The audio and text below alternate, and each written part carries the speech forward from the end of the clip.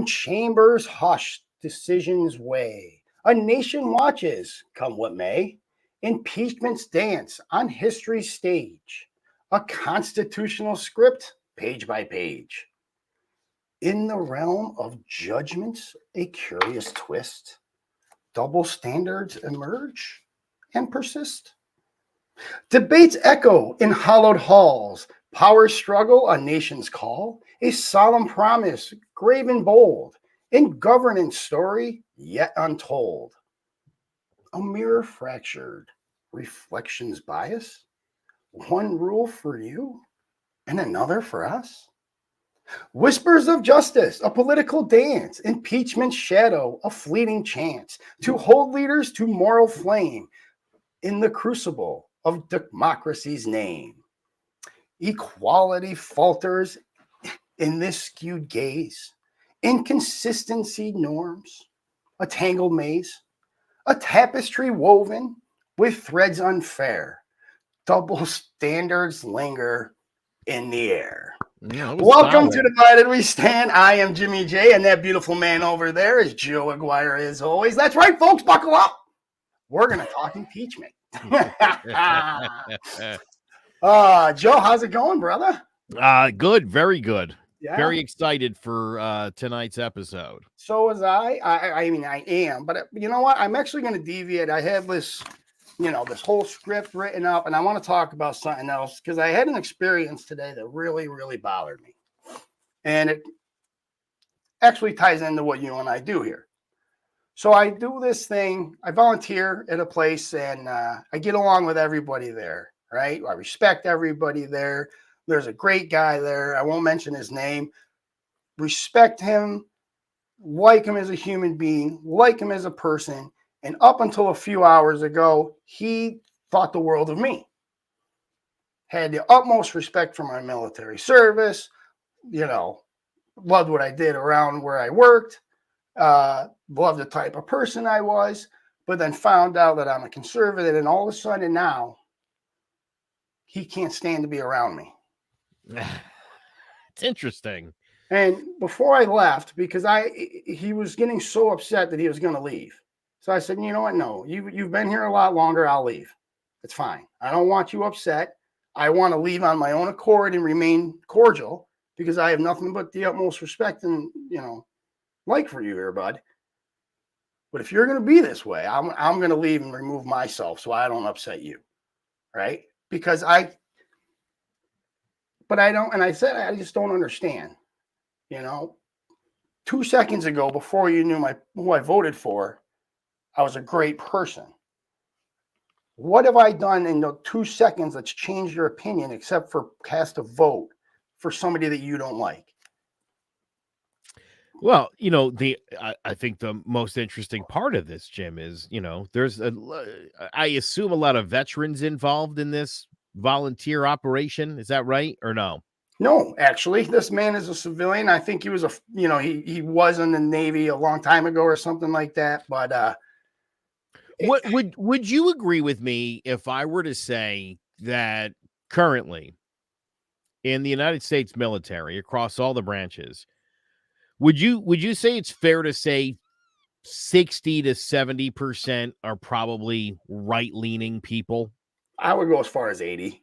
Okay, great, even better. That only, I think, makes the point. I would think most people at this point, and I would think too, Jim, the Marines, the Green Berets, the Navy SEALs, you're probably not finding too many liberals on those teams. You're probably not. I would think that's a fair thing to say.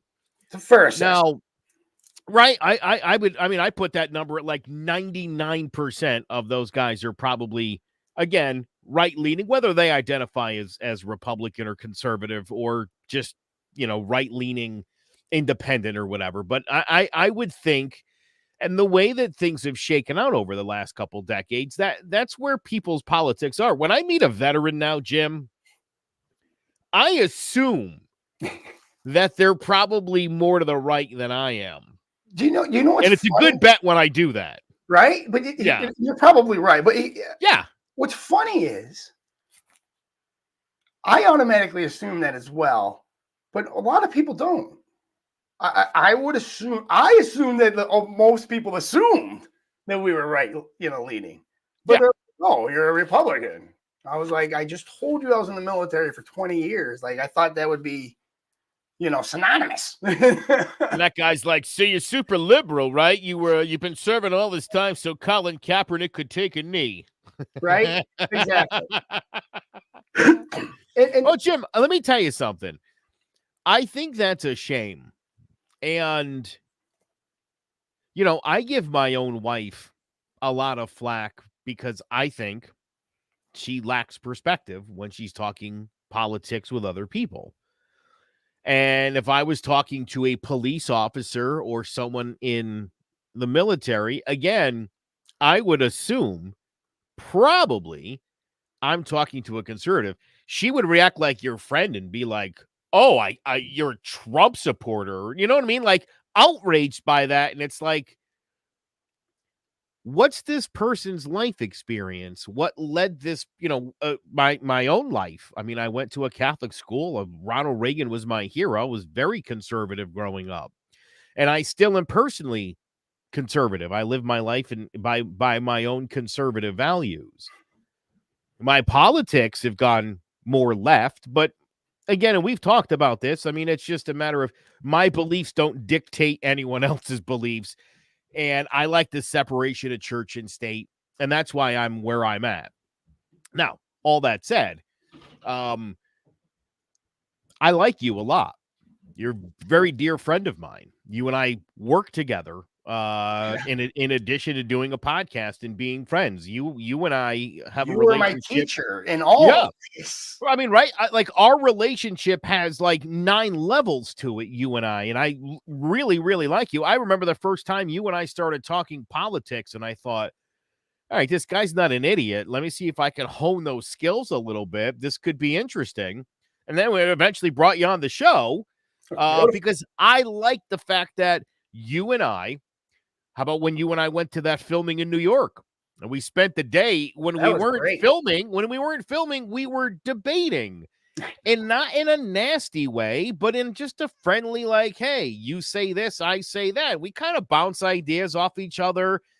We look things up. This is something I always loved about my wife. When we first got together, I think I was telling you this story. My wife and I were both kind of unclear what affirmative action actually was.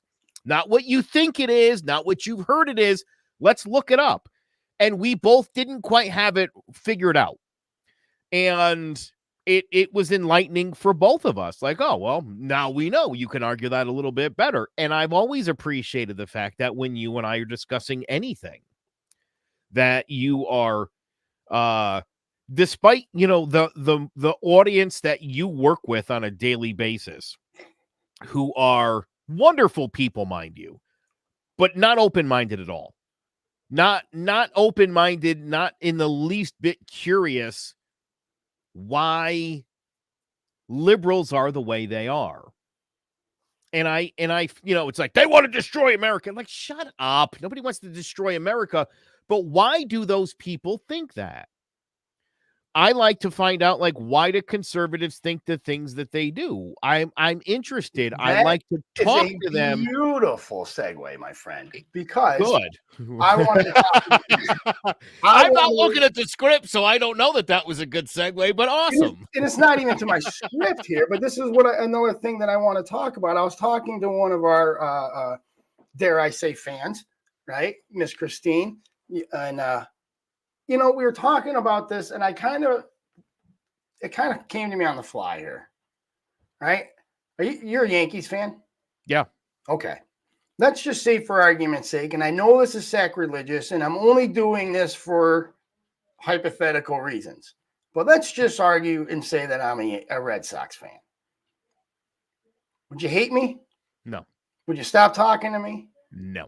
Would we argue to the death about Red Sox and Yankee rivalry? Yeah. Listen, this might surprise you. I do have friends who are Red Sox fans. So do I. And there's some of my friends. There's some of my favorite people to talk about. The ones that are like, Derek Jeter sucks. No. But like a legit fan, the kind of fan that's like always respected Mariano Rivera and Jeter and Bernie Williams. Like, those are the kind of people. Baseball fans. Baseball fans. Yeah, Yeah. you can like your favorite team and I'll like my favorite team and we can debate and discuss and it's fun. Yes. It's enjoyable. That's right. Let's say you were a Red Sox fan. You would have a different perspective about baseball than I do as a Yankee fan. I am interested. Maybe you're a Mets fan. That's a whole other animal. I would love to understand what's going on in the mind of a Mets fan. So for me, again, when it comes to the political, I love politics. I enjoy politics a lot. They're really important to everything that happens to us. This is a complaint from mostly conservatives. There's things you can't say. It's like, well, you can say anything you want. I think what you mean to say is you have to be delicate about certain things, and that sucks. You don't understand why you can't just speak your mind. Well, because it's rude. And we're trying to be respectful to everybody. Okay, hold on. I got real quick. Okay. No. Hold on. Christine is a perfect person. I like Christine a lot. I think she's fantastic. And to catch up her audience, she's been on the show before. She is a transgendered woman. She is a conservative. You've talked to her at length. I've done a couple of interviews with Christine as well. Christine's perspective is kids should not transition until they're over 18. Yes. I've heard her say, like, you can't talk about that. And it's like, well, I think you're uniquely qualified as a transgender person to say that's what you think.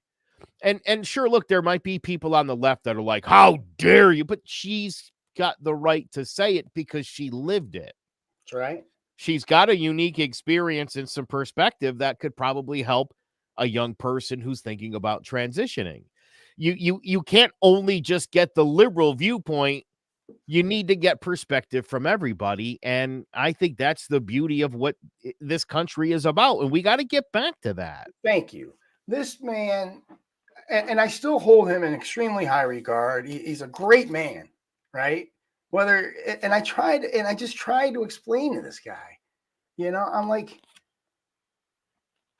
why are you getting mad at me over a play that, let's just say Bill Belichick called? It's not my organization, right? I'm rooting for that team. Like I'm rooting for the Republican Party. But you're getting mad at me over what that team does. What Bill Belichick calls on the field, you're getting mad at me about. And you're actually trying to cut me from your life because of something Bill Belichick did.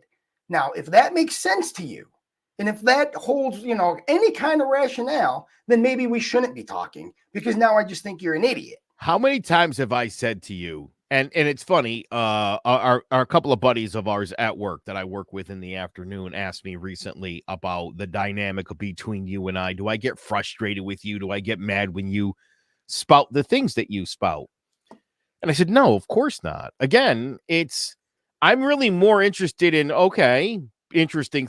Why? Why do you think that? What brought you to that conclusion? What made you feel that way? You're not a Trump guy. You're not a Trump guy. You're pro-choice, right?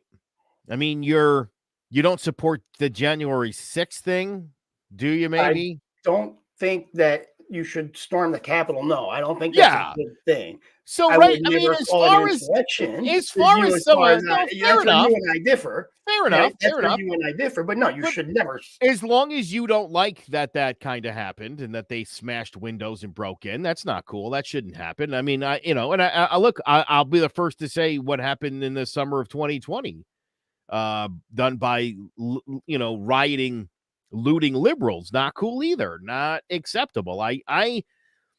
Look, there's. Not to jump onto another topic, but when it comes to this Palestine-Israel thing, there are people who are defending Hamas as if their methods are necessary. And I'm like, listen, I'm sympathetic to the Palestinian people, not to Hamas, not to anything Hamas did. And I think Hamas should be annihilated off the planet. I do. You know what, Joe? I That's think, so great. again, there's so much of this stuff is so nuanced that I can look at it and say this I like, that I don't like. It doesn't have to just be a blanket statement, or because you think this, you have to think everything else that goes with it. I disagree with that too. And I think you do as well. And again, I think that's why you and I enjoy talking to each other and having these discussions and Of debates. course, I always learn something from you, and I hope you can get something, take something away from, when I say something here like this.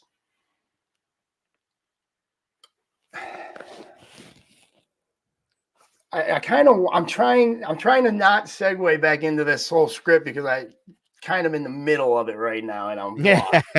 So, but you made mention about January 6th. So I got to talk. I got to say something here, right? So when it comes to January 6th, these freaking people right now are in jail, right? Hundreds and hundreds and hundreds more awaiting sentences. There are people in jail right now awaiting sentences. That hardly any due process is taking place here. Constitutional rights are like being tugged at. Yeah, I'm just letting you know, like the strings are being tugged at with the amount of time these people are in pretrial confinement. And I can go into the whole legal.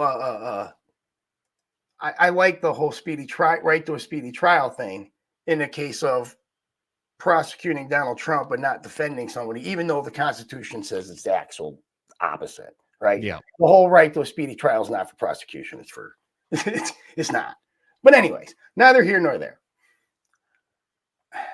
In the double standard thing here that I was mentioning in the opening poem there is like I don't understand why I'm supposed to be tolerant of how you feel.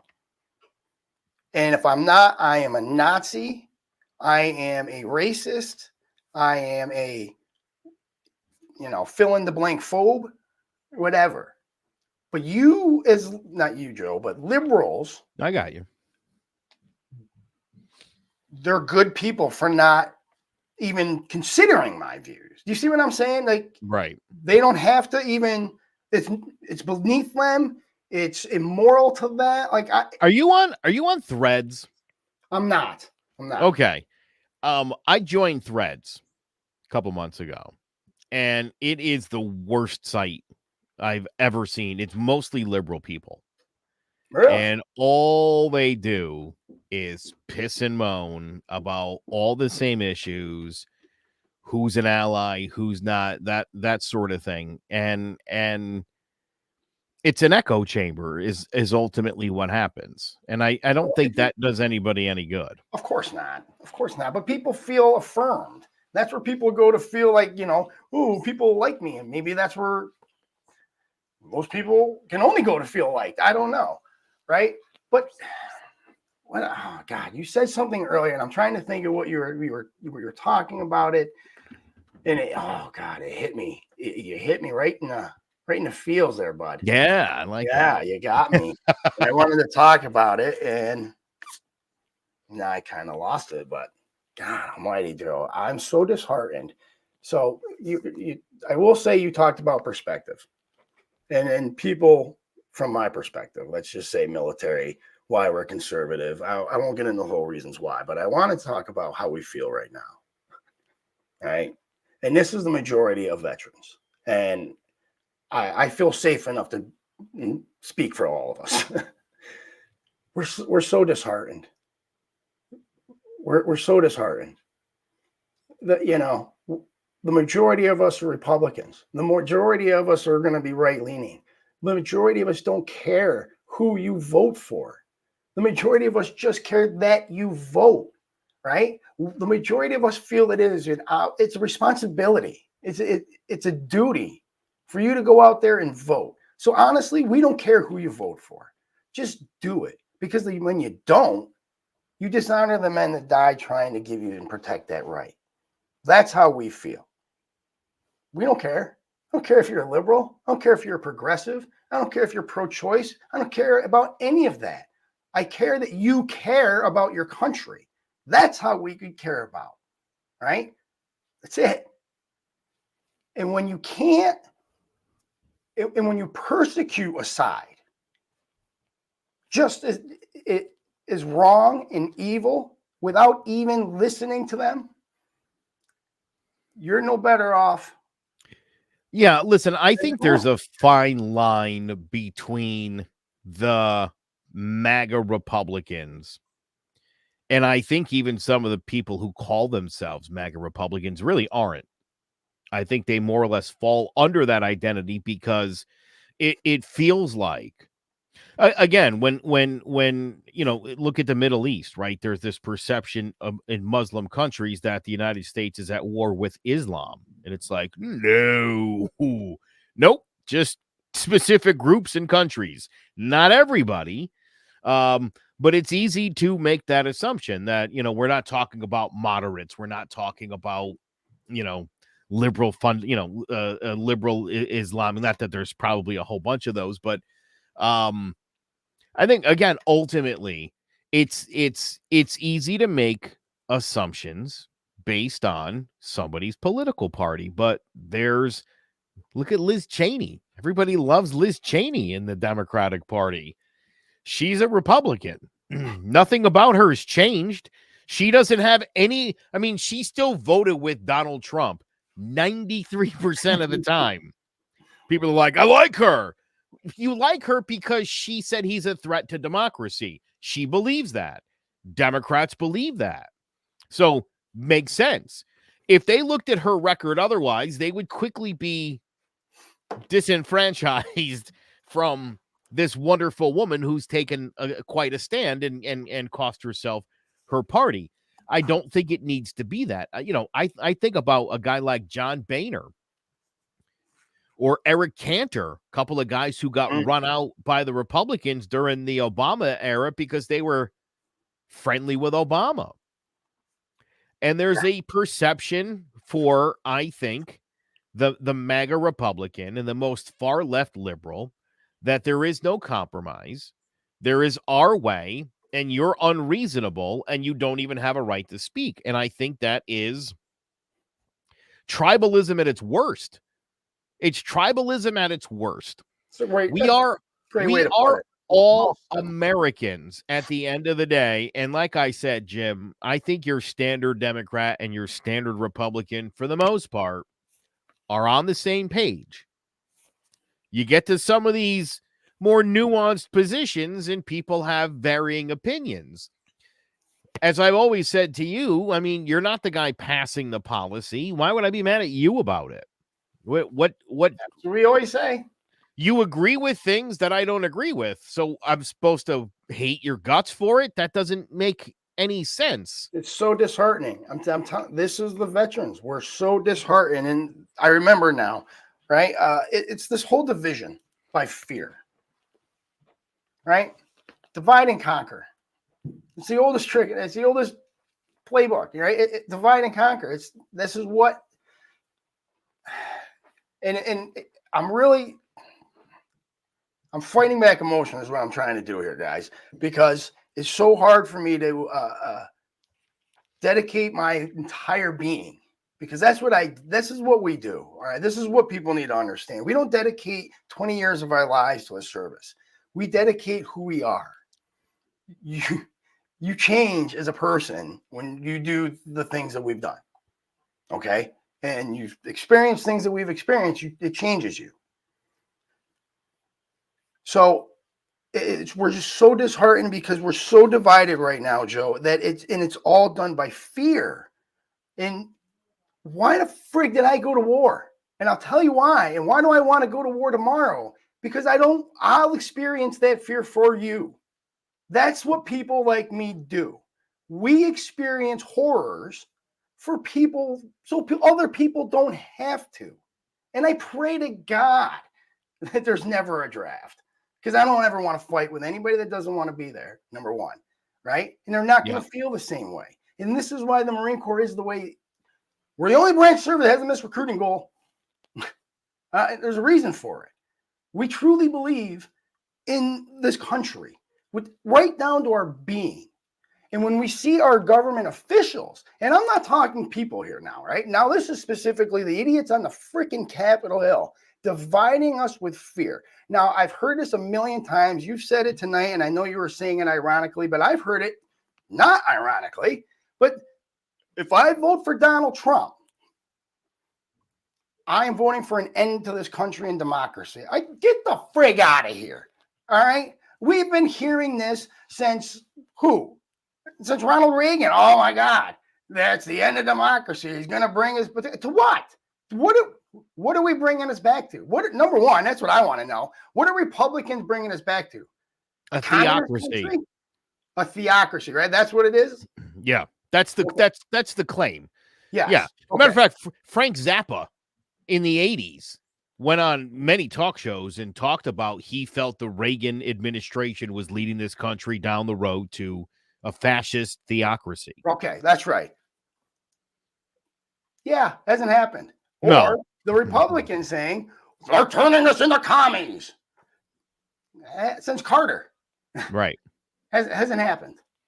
Right? Yeah, listen, it's funny. Both sides make these lofty accusations. And 30, 40 years later, it's like I how many times have I told you Laura Devlin, who was running for lieutenant governor of Connecticut, and the last day she was in, a couple days out from the election, we can't survive 4 more years of the Democrats. And I was like, Laura, with all due respect, what a ridiculous thing to say. They've been in charge for 40. I don't think 4 more is going to break everything. I get what you're saying. It's expensive here, but to suggest, we're not going to survive it and Armageddon will be ushered in is a ridiculous thing to say. But for some of these people, it's rhetoric. Some of the constituents they say it to take that very seriously, and that's the problem. But the pundits know they're going to. That's the problem. Right? I mean, that's one of the problems. They use the media machine. Both sides do it. To push this agenda because they know that this country, and here's the overall arching problem, is turned into a headline freaking country. Maybe the last time I'll pay somebody $100, you tell me right now you read a full news article. I can't even pay myself $100, and I read the news for a living. Nobody reads full news articles. They're headline society. That's why I get sucked in when I look for news stories, right? Yeah. Iran claims, blah, blah, blah. So I look it up, right? And then puppy in Kansas. What? It's the old bait and switch because they know you're only going to read headlines and believe them, right? And that's a huge, huge problem in this country. It's the division by fear, right? And all it does is foment hatred, and all it does is hurt and divide this country in a way like beyond politics, right? And it's bothering me that, look, I have family members that refuse to talk to me, and it hurts. It bothers me, right?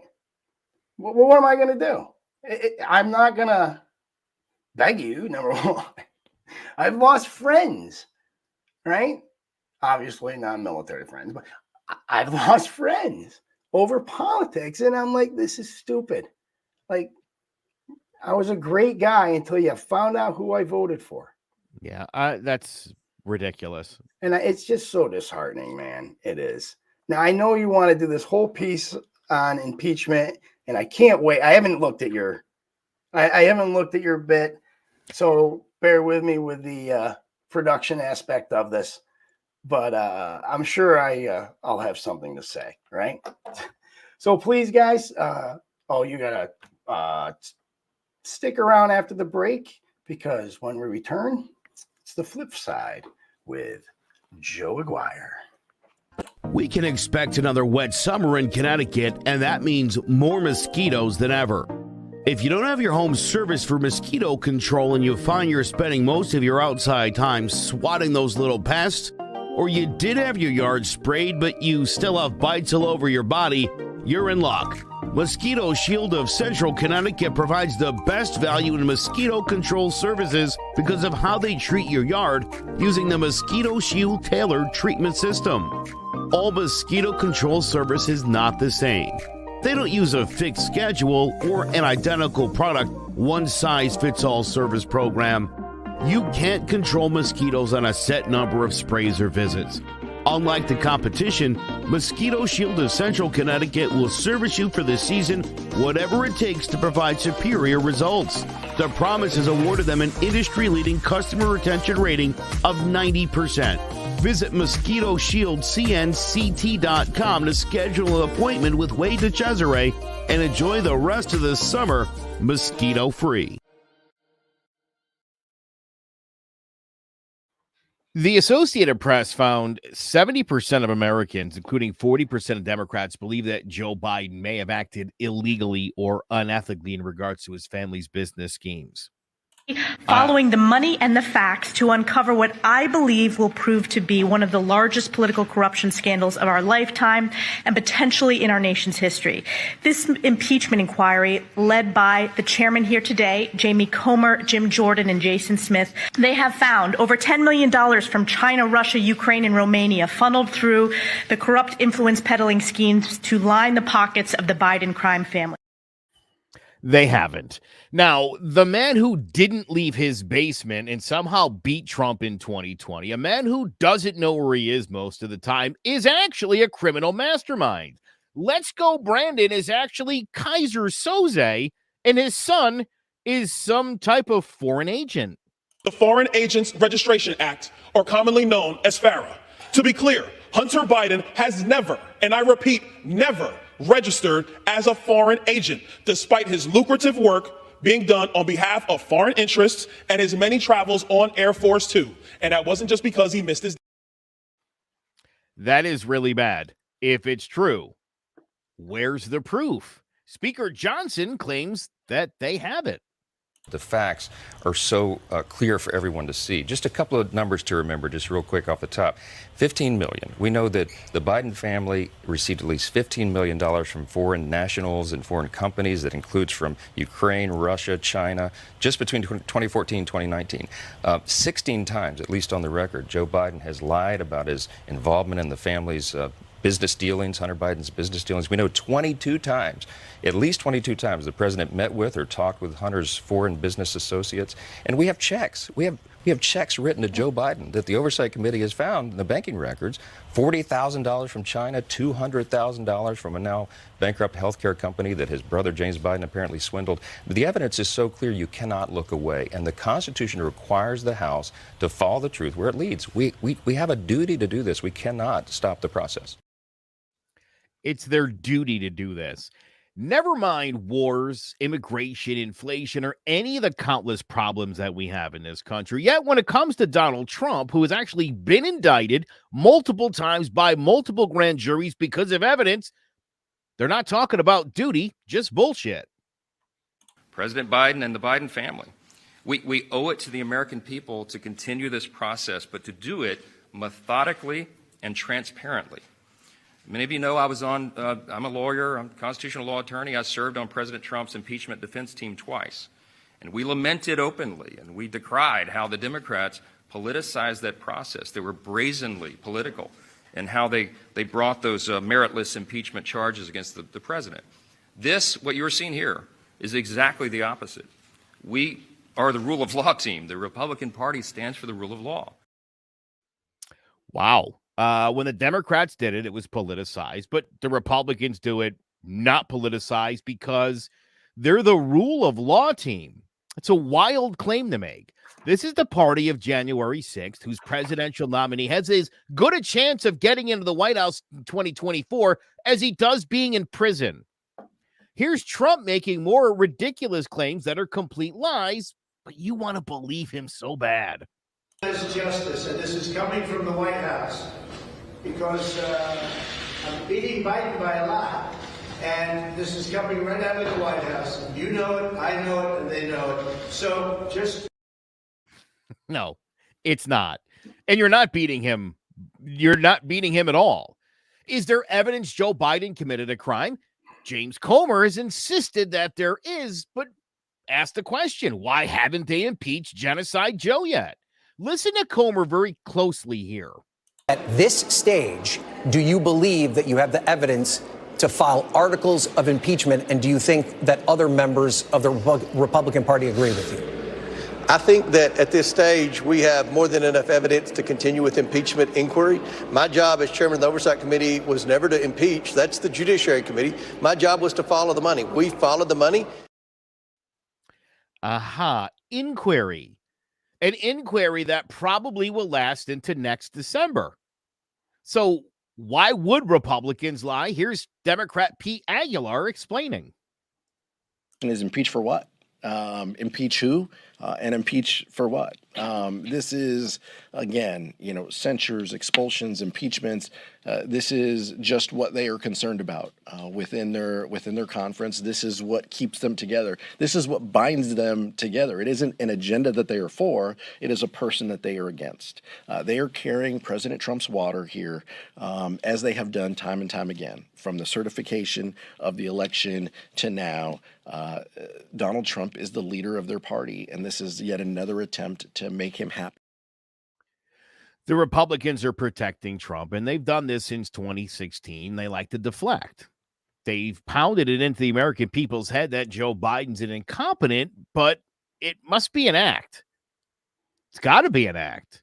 We have the evidence. Why is there no impeachment? Here's Charlie Kirk asking Matt Gaetz how close we are. This answer is hilarious. Any hope in the next couple weeks to get an impeachment of Mayorkas, Garland, or Joe Biden? We don't have the votes to impeach anyone.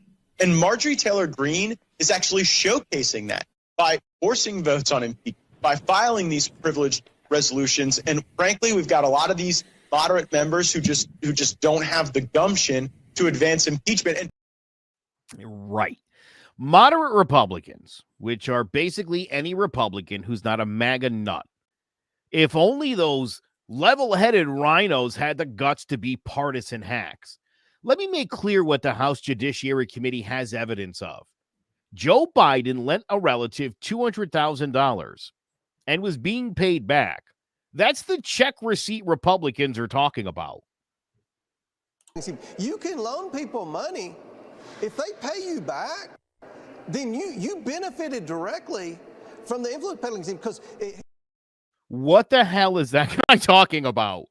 It's okay to lend money to someone and get paid back, but it doesn't make you complicit if the lender committed a crime. Listen, maybe Hunter did something illegal. He certainly has been indicted. That doesn't prove Joe Biden did anything. And a lot of people loan money to their loser kids. It's not been easy for me. And, I started off in Brooklyn. My father gave me a small loan of $1 million. I came into Manhattan, and I had to pay him back, and I had to pay him back with interest. There you go. Joe Biden has been asked directly, and now the GOP says that he's lying. Does this look like a man who thought up a lie on the fly? Can you explain to the Americans, amid this impeachment inquiry, why you interacted with so many of your son and brother's foreign business associates? I'm not going to comment on that. I did not, and it's just a bunch of lies. You didn't interact with many of their business associates? I did not. There's lies.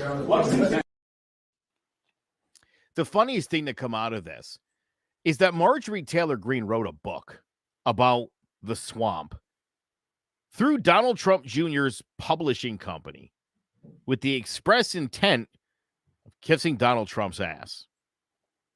And here's why I say that. Oh, am I supposed to keep that up? Yeah, read that. This is a Venn diagram of people who like Marjorie Taylor Greene, and the other circle is people who read books. Not the same audience.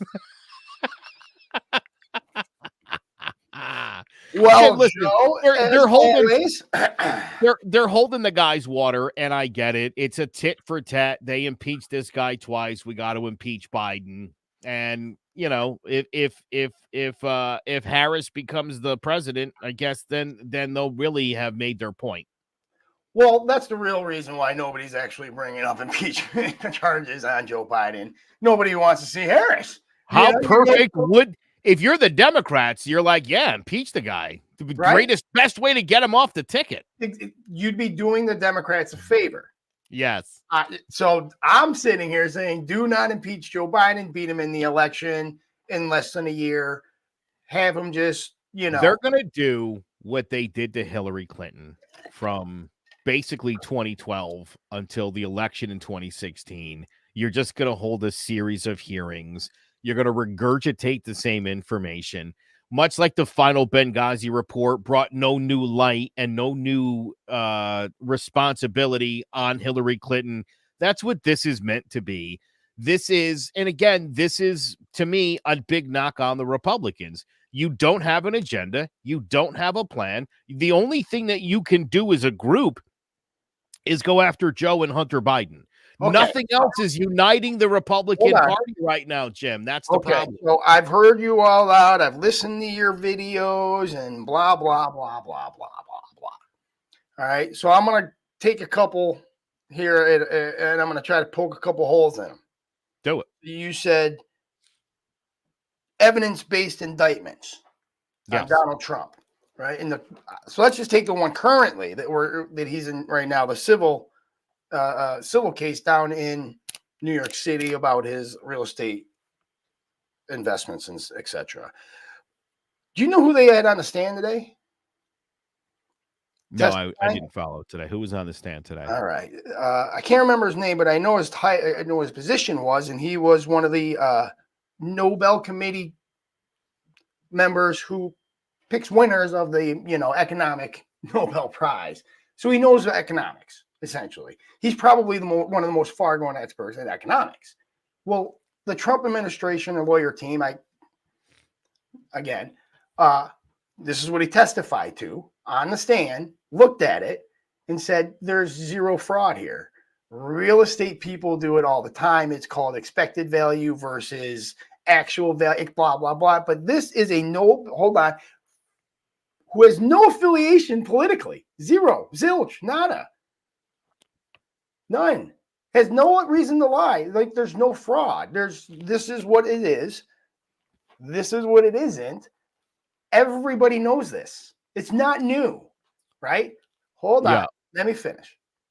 So at that point, the Trump team says, well, okay, then there should be let's just dismiss this thing, right? A mistrial. Throw it out. It wasn't a mistrial. It was a direct verdict, I think it's called. I'm sure your wife would know. Or direct verdict saying, look, they haven't.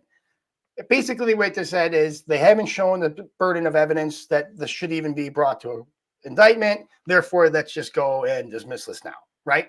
That's what it is. They denied it, even though the person is going to pick the next Nobel Prize winner in economics said there's no fraud here. Was there some misnumerations? Were there mistakes? Were there errors? Yeah. And every accountant, stuff like that. But there was no intent. There was no fraud. This is what it is explained by code and by definition. This is what it is. So by that, you can't tell me that, there's not a double standard here. You can't tell me that it's evidence-based. You can't tell me that the Democrats aren't literally trying to tie Trump up in court so he can't campaign and then invoke what I knew you were going to talk about. Well, I knew I was going to talk about this anyways, but the whole right to the speedy trial thing that this prosecutor invoked to get this case moved up, even though never should have been allowed. Schedule the freaking date right before Super Tuesday. Come on, man. Come on. Do you know what fraud is? Do you realize that this guy has gone on the Howard Stern show before and explained how he depreciates value when he's applying for bank loans? That is the standard definition of fraud. And whether other people do it or not, regardless, it is fraud. It's fraud at its most basic form. Okay, let's say this. Okay, he's not being charged with that, what you just mentioned. He's being charged with over-evaluating, not under. Absolutely. Right? Again, okay. Hold on. There. You're right. He undervalued when he reported it to the government so he could pay less taxes. overvalued it to the bank That's so he not could what get bigger loans. Okay, That's exactly what he say. did. That's not That's what he's being exactly what charged he with. did. That's what he's not on what he's trial being for. charged with. No, it's not. That is what It's he not. did. He's being charged with fraud, not tax evasion. That's what fraud is. Right? The fraud part is he's not going after criminal. Part. It's going after the business license. Well, they've already taken the business He can be found license guilty. away. All he does is get banned from doing business in New York. That's it. Yeah. He's fine, goes home. Right? That's it. That's all it is. It's pantomime. It's freaking kangaroo court, man. It's to tie him up. So you want to call out? Hold on. You want to call out? Plenty more cases coming his way. You want to call out the Republicans for doing it to Joe Biden, which he's going to campaign out of his basement anyway. So it doesn't really matter. It's more of a smear thing and less than trying to tie him up and blah blah blah. It's more of a smear thing, right? Do you think Joe Biden is a criminal mastermind and the head of the Biden crime family? Much like here's how stupid Republican pundits are. You can't even be original. It's the same horseshit that they were saying about Hillary Clinton. Hillary Clinton, I remember, had some sort of STD. He said she was weak. She passed out at that 9/11 memorial. She's close to dying, but yet she's also her and her husband criminal masterminds. The logic is so beyond idiotic that, again, you have to want to believe these things. You have to want to believe this desperately in order to buy the nonsense. You literally can't be both of those things. You desperately want to not believe it, right? I want evidence, and I told you you've had 3.5 years to show evidence. Hold on. We always say this on the show. Now, here's the difference between you and me. You make your judgment and then say, but I'm going to wait for the evidence. Yes. But you make your judgment. I don't make. Look, if the man's guilty, he's freaking guilty, just like Donald Trump. Much like with Mike Lindell, if there was evidence to show, you would have showed it already. The 2020 election, right? That's sailed at this point. And Mike Lindell is the only person on the planet who insists he still has a mountain of evidence to show people. Well, why wouldn't you just show it by now? It sounds like you don't have any. Having people who are going to testify and then having them show up missing it sounds like you didn't really have anybody in the first place. You've already answered. Again, if there was evidence, you would just show it. Show me one shred of evidence. I would love to believe that Joe Biden's a criminal mastermind. I would love to believe that, Jim. But I don't number see any one, evidence you're being naive if you think this started at his, time as president when he was already on a cognitive decline. You're naive, right? That's another nonsensical point you guys make. His cognitive abilities are as sharp as Trump's, which isn't great. Hold on. Not great. I'm not telling you that Trump is 100%. I've never. Neither one of them is. Okay, but you're telling me like you acted like Trump. Biden's okay. He's freaking 80, man. Any 80-year-old is going to have some cognitive decline. Listen, I don't care. Joe Biden. Right? Hold on. Joe Biden. He's doing the most stressful and hardest job in the world. Yes. Joe Biden and Donald Trump. It's not going to have a toll on him at 80? Of course. Give me a break. Joe Biden. Don't give me this. He's freaking fine. Don't give me that crap. Right? Joe Biden and Donald Trump are about as mentally competent as most 80-year-olds are. I would disagree. I would disagree. Again, it's an opinion that you guys. There's been so many doctored videos that have run on Fox News of all places, which blows my mind that after getting sued for about $1 billion, they would continue to do that sort of stuff. Really, I mean, have some sort of integrity. I understand that they need to make this guy look bad in order to make Trump look good. That's a fact. Because Donald Trump You just call out Fox. Okay, I do. Yes. You do this all the time. But they got sued and they settled for $1 billion. Jim. And how much did CNN and MSNBC settle for? Oh, I can say the same thing, man. We can both say the same thing, right? Here's the point. Hold on. Here's the point. Very different situations, by the way. Absolutely not. But very anyway, different situation. That's right. You're going after political people on Fox. You're going after teenagers on CNN and MSNBC. That's right. The lies that they told about the election, lies they told about the election were damaging to the entire country. Kids. And led to the January 6th you guys are so much more moral going after teenage kids and trying to ruin their lives. Insurrection. And you want to talk morality with the freaking Democrats? So now you got me fired up, baby. You want to talk morality? Let's talk morality. You freaking leftists and your stupid virtue signaling with your stupid electric vehicles because you're so goddamn virtuous, saving the freaking planet from 0.04% of carbon in the goddamn atmosphere that you couldn't give a freaking shit about kids being enslaved in China, kids being enslaved in Africa to make your What have you guys done about it? Hold on. What have you guys done about it? What have you guys done about it? Hold on. Zero. To make your stupid batteries, right? Yeah. You're so freaking virtuous. You're so freaking virtuous, right?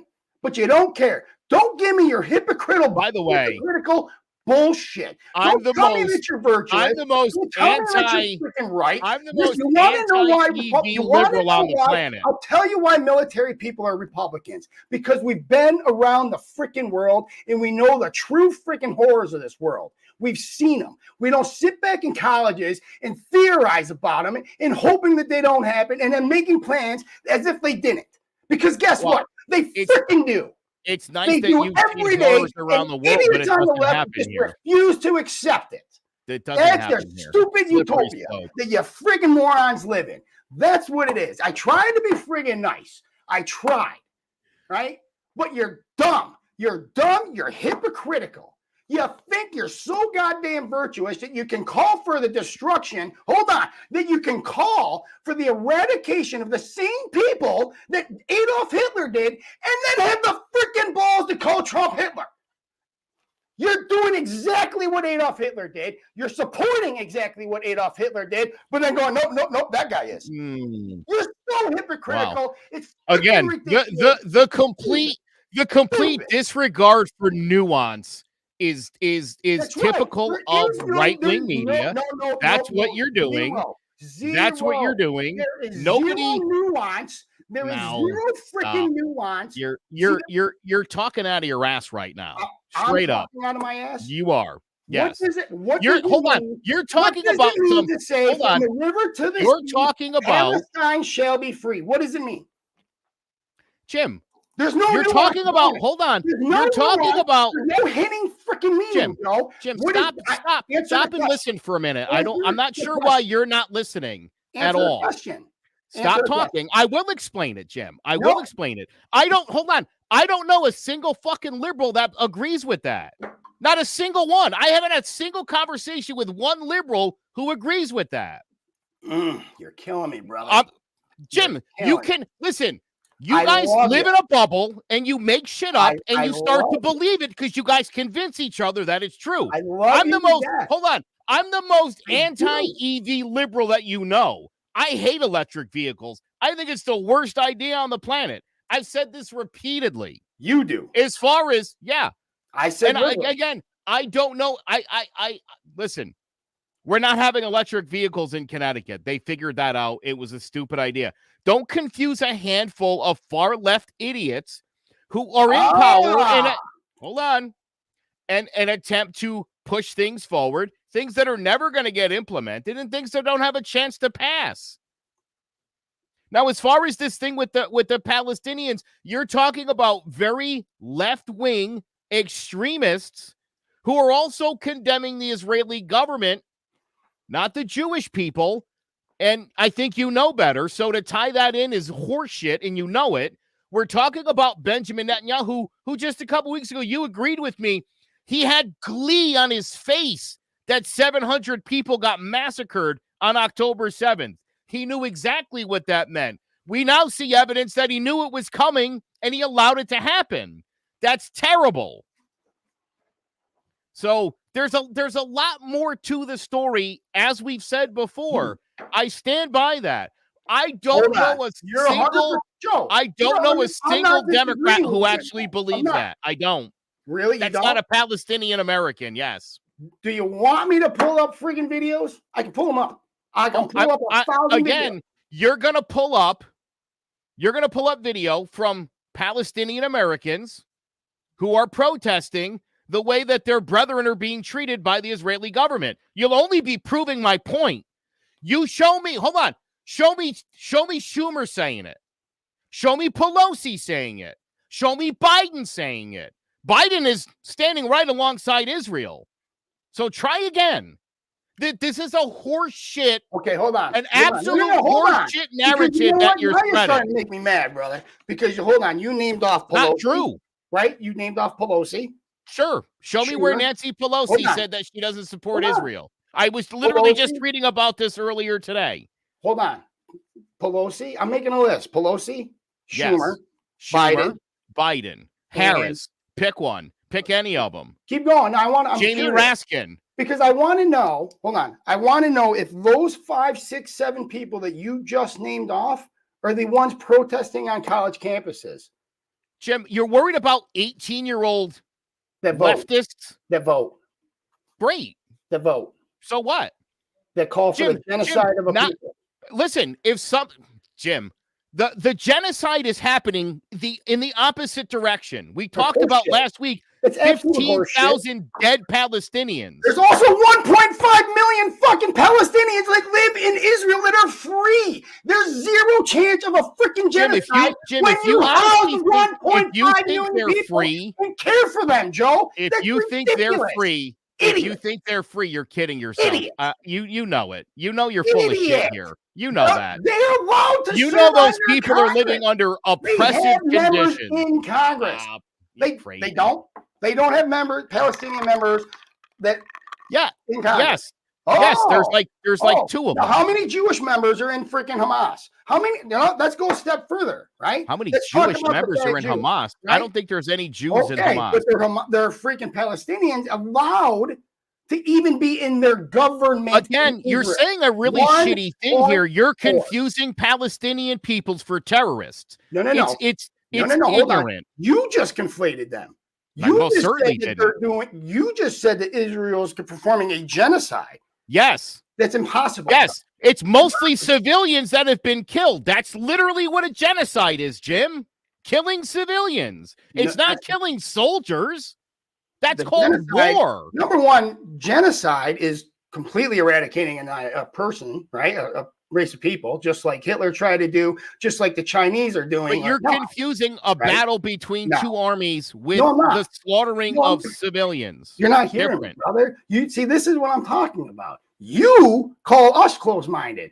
I just told you that there are 1.4 million Palestinians living in Israel. So what? Okay. So if they're are they jailing them? Are they hunting them down all the time? All the time. Hunting them down in. Yes. Oh, you mean the lady that just got released for freaking stabbing their neighbor in the neck because she was Jewish? Okay, but anyways, that's just one. You're right. Terrible thing, Jim. That's a terrible thing. You're right. Why are those people stabbing their Jewish neighbors? That's just.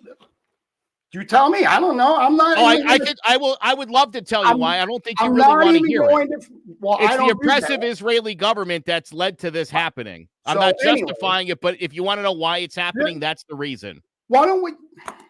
Where's the reason? You know what? I would really love to talk to the Palestinian Congress member in Israel. I would love it. I mean, and see how oppressed he is. But anyways, neither here nor there, right? Hold on. Are you saying that there's Palestinian leaders in Israel? Is that what you're suggesting? That those people have a voice and representation? They don't. They're Congress? Okay. So it's just a dog and pony show, kind of like Mike Johnson. I got it. Anyway. Yes. All right. Yes. You're exactly right. Dog and pony show. It's all for show. Whatever. We know what's really going on there, and it's not good. Okay. Anyways. So I just want you to go on record on something here. Do it. What do you got? Are you fully blaming the Israeli people for the? No, not the Israeli people. Don't say something ignorant like that. Excuse me. Okay, I take that back. Let me rephrase. The Israeli government, yes. The Israeli people are innocent. The Israeli people are innocent. The Palestinian people are innocent. You've got Hamas versus a very oppressive Israeli government. That's what we're dealing with. And all the other people, Jim, as you guys refer to it as collateral damage. I don't agree with that, and I don't like that. I don't think you can kill 15,000 people in the name of we're getting rid of 5,000 terrorists by killing 20,000 people. That doesn't add up to me. And I think all you're really doing is whoa. Hold on. more Can you say terrorists. that again? I want to understand that. Can you say that again, please? The majority of people You're that have killing been killed 15,000 in Palestine you are killed- not members of Hamas. They're regular civilians. To kill 15,000 people, you've killed 15,000 people to kill what? 5,000? 5,000 people. Okay. Yes. And we're just, these are just numbers as examples, not hard numbers. Oh, right? I don't have a membership list okay. of who's in well, Hamas. I can't tell you this. It's not everybody, as you've suggested multiple times on this show. And then that's wrong. That's very, very wrong to you. Yes. It's a genocide. Okay. Now, hold on. What happened on October 7th was also what I would consider a genocide. But what's been happening for the last 2 decades, yes, is an Israeli genocide against the Palestinian people, and those people should know better. Dude, that is one of the worst things I've ever heard you say, and I've told you said. I stand by that 100%, and I'll tell you right now, there are groups in Israel. There's groups in Israel of Israelis who agree with that. And there's groups in Gaza praying to get out of there, saying that they support Israel. Do you know what is? You know what? A couple days ago, do you know what happened? Hey, hold on. The Israeli government. Hold on. Listen. This is classic. Ready? Classic Netanyahu. Last week, he told the people that they should go south, and they went south. And as they were migrating south into Gaza, you know what he did? He unleashed bombing on all of those people and killed them. Not all of them. Sorry, most of them. So that's the thing that's happening, Jim, and it's messed up. It's nice that they tip these people off like, "Hey, move out," and then they're dropping bombs on them anyway. They didn't do that in the north. So, but anyways, number two, they hit two spots. Two. Right? They're killing civilians. Unacceptable. Am I correct? They hit two spots. They hit two spots where they told people they should flee. Yes. Hold on. And I'm going to use air quotes because, again, I'm not going to say it like it's fact because I don't know. Right. But I will say that the intelligence report says that these were Hamas leaderships have been held up. Now, my whole point in this and trying to get you on the record. Right. And it wasn't really, I got you. I'm just curious. And it wasn't, I'm going to hold you to it because you're But right. they could also say there's a Hamas guy there every time to justify what they're doing. Of course they can. But now, are you going to tell me that Hamas doesn't keep people there as human shields? Oh, Hamas is terrible. As I started the show off, I know. Hamas should be annihilated. You're not, and I will fully admit you're not. There's no reason the Israeli government can't go in with a precision. Send in the commandos. Get all the guys from Hamas and chop all their heads off. I'm okay with that, Jim. Okay, 100% fine with that. I would enjoy that. Okay, from everybody would. That's the ideal utopia standpoint. You're a liberal, right? That's what you. But just blowing up all of Palestine and assuming you'll annihilate all of Hamas is not a good plan. I'm going to give you a scenario that I was actually in, but it wasn't in war, so it's not like a wartime scenario, right? This was an exercise that we were in. Right, I was in charge of a platoon, right? About 30 guys, roughly 30 guys. And I was called the opposition force. And we had to set up in camp and we had to defend it against a battalion, which is thousands, a lot more guys than my friggin' 30, hundreds and hundreds of guys. And I almost won, Joe. And you want to know why? Because they were trying to do precision targeting. And when you do precision targeting like that, you get killed. It's a bloodbath. Jim, if you told me if you told me 500 civilians had been killed, but 15,000 sounds like they're not even trying. Hold on. So let me finish. It's impossible to do this whole no civilian thing. I feel sorry for civilians. I get no civilians. 15,000 is way too many. And I agree with that. I do. Okay. But to blame it all on Israel is ignorant and just downright evil, in my opinion, because if Egypt, allowed these refugees to come into their country well prior. Hold Why on. is Egypt's on. problem? It's not. You're 100% right. I'm not saying it is. Okay. I'm not. But if they allowed them to, that civilian casualties could have a crap ton more civilian casualties would have been avoided. Agreed so or disagree? Maybe Israel should have spent more time negotiating with Egypt to take the Agreed or refugees. disagree? They didn't. Agreed or disagree? That could have saved more civilian casualties. Yes, and again, yeah. I'm against civilian Okay, you agree. casualties on a That's mass great. I'm scale. glad you agree. Thank you. Do you agree that Hamas holds people there to use as human shields? Yes. Okay, great. So how can you in the same fucking breath sit there and say it's all Israel's fault? Israel doing a genocide. It's a well, you're blaming the victims for being used as human shields. That's such a jackass blaming thing to say. Are you serious? You're blaming the victims. No. I'm blaming Classic. Hamas. Right? Classic. I just said Hamas. Did I not? You and I both. We agreed on this. Why are you fighting me now? Because you're attacking me. You're attacking me. Because you keep you're asking me these being questions. Ignorant, Joe. You keep asking me these questions, and you're not really asking a genuine question. It is a genuine question. Again, it's a genuine question, Joe. Destroy and annihilate Hamas. Right? I'm okay with that. If you say Egypt could have helped, Hamas could have helped, but it's still Israel's fault only. Who's dropping the bombs? Egypt? Is Egypt dropping the bombs? Is Egypt bombing hospitals and schools? Your logic makes no sense. None. It does. It makes a lot of sense. You think that they should be eradicated? Yes. Okay. You think it's a war between governments? Yes. That's what war generally is. Yes. Right. You think the civilian casualties are, it's inevitable. Unfortunate. Neither one of us want them. I'm not accepting it's collateral damage. Like, oh well, but it is. Sorry for you. Sky's blue, man. I can't change that either. You know what I'm saying? It's just a part of it. I'm sorry. I can't do nothing about it. It's not my fault. So we agree on all this stuff, right? That civilian casualties could have been avoided with Egypt's help. Two governments that are at war. One of the government is bombing. One of the governments is holding them as human shields. We all feel for the freaking victims here. And this is what you and I are both talking about. We all feel for the freaking civilian casualties. But you're placing the blame solely on Israel, and I'm not. And this is where Israel's dropping the bombs. But you literally just said that they should. This is why your logic to me is confusing.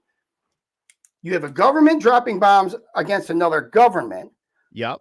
The bad government is using their people as human shields, which, I don't understand how that statement alone, without me saying another word, conveys some kind of responsibility on Hamas.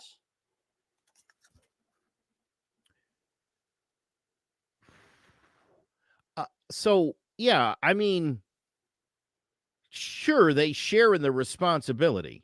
So how is it? But at the end of the day, there is bombs falling on civilians, civilian shelters, hospitals, schools, apartment buildings. During the time of war, yes. And listen, I'll tell you this, Jim. This You're right, Joe. Hold on.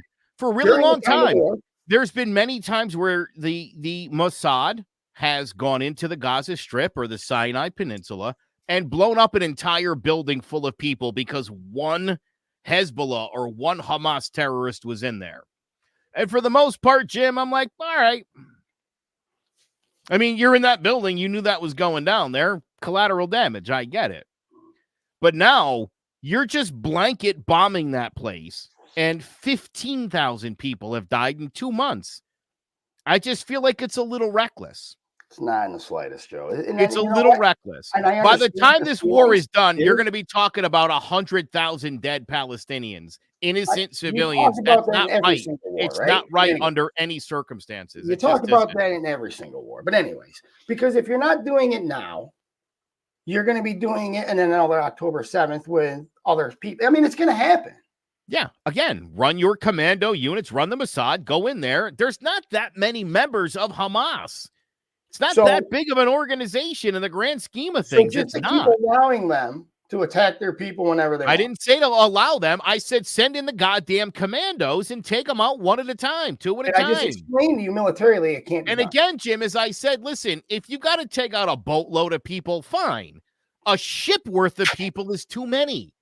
Again, it when says you hide all your boats says in you're not that trying. ship, what do you expect them to do? That's not true. That's an assumption that you're making. I don't think that's really happening. Again, I don't think Palestinians want to be used as human shields. I don't think that's true. Nobody's saying that. I've never said that they did. Right. But again, you're sort of making it seem like it's their fault because they're being held hostage. I am specifically saying Hamas. You're the one saying the Jews. I'm saying Hamas. I can't even remember calling them freaking.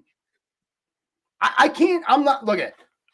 Truth be told, I smoke a lot of weed, and it's hard for me to say Palestinian right now. All right. Yeah, so fair. I specifically said Hamas. You have said the Jewish people, the Jewish government, the Jews. You general. I am the only one specifically calling out Hamas. I haven't said the word Jews this entire show. What are you even talking about? The Jewish people are committing a genocide. I didn't. I said the Israeli government is committing a genocide. Like, come on. Nothing to do with the Israeli people. The Israeli people are as innocent as the Palestinian people. And you're talking right. again. It's the Israeli government versus Hamas. You sacrifice civilians at just random vice during a time of war. Yes. Okay. I just wanted to know where you stand. Jim,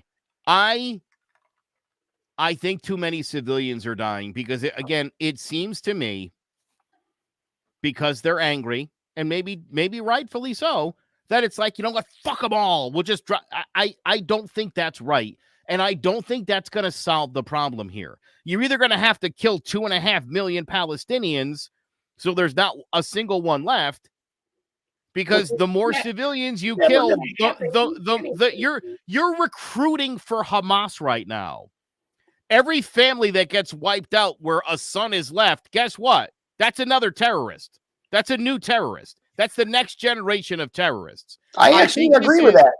Yes, you actually were the one that said that, Jim. I think what they're doing, I think that's a huge mistake by the Israeli government. I think you're only making your people less safe by creating more terrorists, as opposed to more precision striking where you're just. I didn't want to be the bad guy here, but I will be. I will be the freaking evil bastard here that tells people what they're doing, why they're doing it, and how this war can only ever end.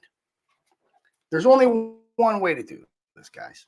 Right? And you got to take it from somebody who's actually fought terrorism, because I have. And we didn't do this. And this is why we're back in the situation of people getting hurt over in the Middle East. Because we weren't allowed to do this.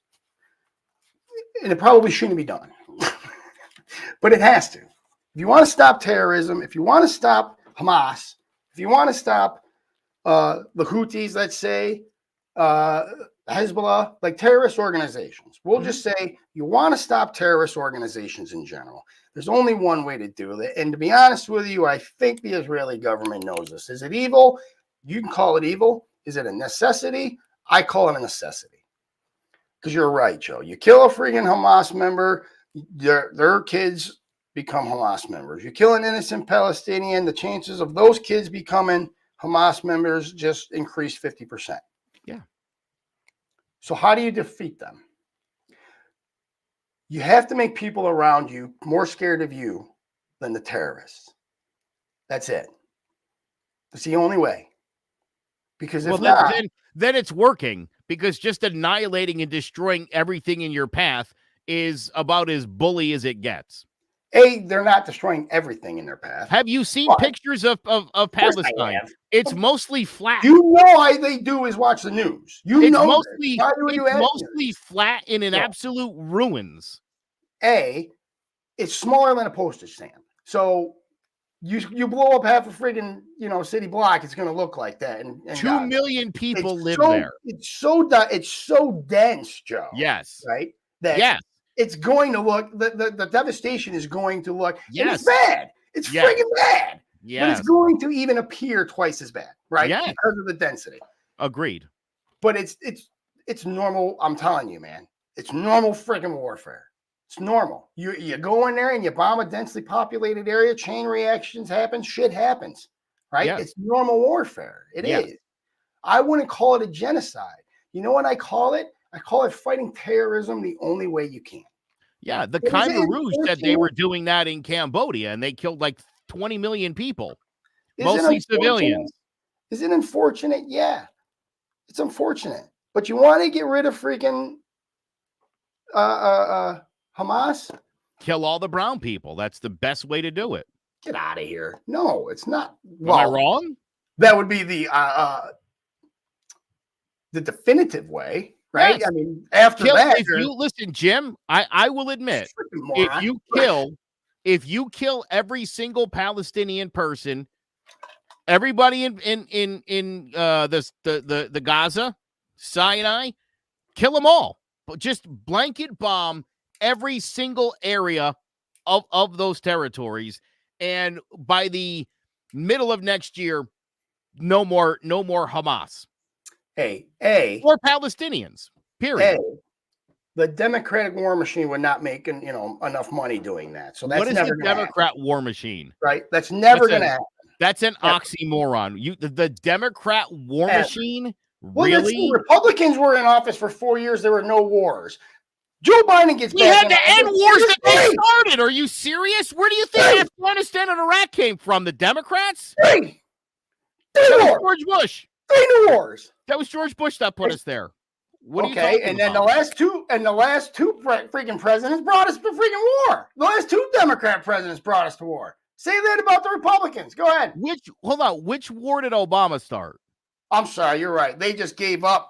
Which Crimea? You're right. What war did he start? You just called it the Democrat war machine. What war did he start? Hey, I'm taking it. I just said I take that back. He just secedes territory to freaking Putin. But anyway, 100%. So, okay. So on the last 2 presidents, who started wars? Democrats or Republicans? Republicans. No. Look at the time. It's 1 hour and 17 minutes. Are you referring to us being in Afghanistan under Obama? Because I'll remind you, it was George Bush that put us there. Same thing with Iraq. We had already been bombing Syria from the Reagan administration. They continued some of that stuff. We were not bombing Syria in 2004. We've been bombing Syria since 1984. We weren't allowed in Syria in 2004. I was in Iraq in 2004. Bro, you know what's up. We've been bombing those people for a long time. Classified, man. And again, Jim, CIA is going to be knocking at your door. When I was super conservative, I'll be honest, I loved it. Again, I had a friend, a Jewish friend, killed in a bus bombing in Jerusalem. So believe me, terrorism's affected me differently than most people. It's a horrible thing. I told my friend not to go. I told her not to go. I knew something bad was going to happen. And then I found out on the news. Peter Jennings is the person that told me my friend got ripped apart in a bus bombing. She understood what was going on there. She understood the difference between, I think it was more or less the PLO at the time. I don't think Hamas was even necessarily a thing. Right. But the terrorists of Palestine at the time, there was only one brand of them at the time. Now there's multiple brands. So believe me, I'm super sensitive about that. What happened on October 7th is the biggest tragedy on the planet since 9/11. That was disgusting. And the terrorists of Hamas, Jim, should be treated like the inhumane pieces of human garbage that they are. Agreed. I just would, and again, I understand some collateral damage. It seems like it's excessive. That's all I'm saying. And I'm not blaming anybody. But again, this comes down to an Israeli government that has a very solid plan to try to eradicate all of those people. And I don't think the Israeli government is observing a difference between Hamas and just regular run-of-the-mill Palestinians. That's the tragedy here for me. Okay. It is a tragedy. Israel has a right to exist, and right? Israel has a right to defend itself. Okay, I 100% very glad agree you with said that before we close the show, because you left me hanging here, brother, with that. I've always supported Israel. Okay, good. I don't like Benjamin Netanyahu. I know. By the way, Benjamin Netanyahu was being investigated for corruption just before this all happened. You don't think that has something to do with this all going down? It's just to protect his own ass? Was it the corruption? I know he was under heat for and he's been systematically trying to change the style of government they use. I know that they were doing that. That's insane. So that's what he was being saying. He was being under a lot of political pressure, right? I do. Now, before I sign off here, I want to say that I don't think that he was gleaming at the deaths of those Israelis. I think that he was gleaming at the opportunity that he has to destruction. Yes. I'm sure he was saddened by the deaths, but the opportunity. He didn't seem sad. He seemed more preoccupied with the idea of, we'll get these people. And I understand the feeling. I understand it. But again, the more information we've seen is that he kind of also probably knew it was going down and he let it happen. Well, I'm trying to. We just celebrated Pearl Harbor Day. We just celebrated Pearl Harbor Day, Jim, and there are people who are convinced that FDR knew. Yes, I know. And allowed that to happen. Whether that's true or not, Jim, and listen, I can't definitively. I mean, Egypt is the one saying that they told the Israelis. Do I believe anything that comes out of Egypt's mouth? No, of course not. Okay, but here's what I'll say. But Benjamin Netanyahu is also a suspect character. So making some calls and knowing some of the people that I know, the date was not known. The date wasn't known. So I understand what you're saying, Joe. I do. Woo, finally here. I mean, that could have been it. My distraction finally came. I get. I don't want to go down there because that's a whole new episode, and we're already 22 minutes over. All right. Right. I love the fact that we both hate Hamas. We both think the eradication of Hamas is a good thing. We both agree that the Jewish people, state, and government have the right and should defend themselves. Yes. I both like the fact that we agree that terrorism should be eradicated. Terrorism is a bad thing. We disagree on the way we go about it. It's so cowardly, dude. If you want to fight, we'll have a whole show on terrorism if you want. You want to fight for your freedom, go attack a government. Go attack a government. Don't attack civilians. Well, you know what? That'd make you a good episode. I'll bring on some freaking terrorist experts. I would love to. And we'll do a whole show on terrorism, right? That'd be maybe it would open people's eyes a little bit, right? But Joe, always great discussions. As always, we disagree, but let's go get a beer in a little bit. Yes, sir. I'll talk to you in a while. And thank you guys very much for watching. Thank you to our sponsors, for Joe Aguirre and everybody here at Divided We Stand, which is really just me and Joe. I'm Jimmy J saying thank you for watching. Good night and God bless.